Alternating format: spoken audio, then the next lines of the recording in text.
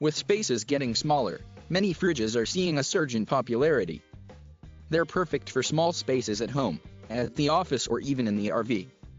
Whether you want one for your dorm room, garage, or media room, the need to maximize space is ever increasing, and people want more out of this compact and multi-purpose alternative.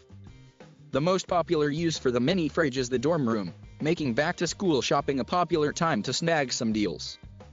These small refrigerators are also widely used in the office, RV, garage, and, as the population ages, to store medications and other temperature-sensitive or medical materials.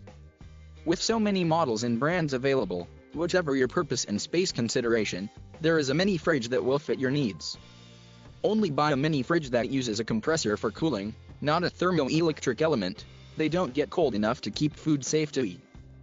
Look for mini fridges that have a full-width freezer spanning the entire width of the fridge, so you have more space for frozen food. Some models have a much smaller freezer compartment. Avoid cube-shaped fridges if you have the space. They don't hold very much and aren't that much cheaper. Avoid two-door mini fridges as well. They have a hard time holding consistent temperatures.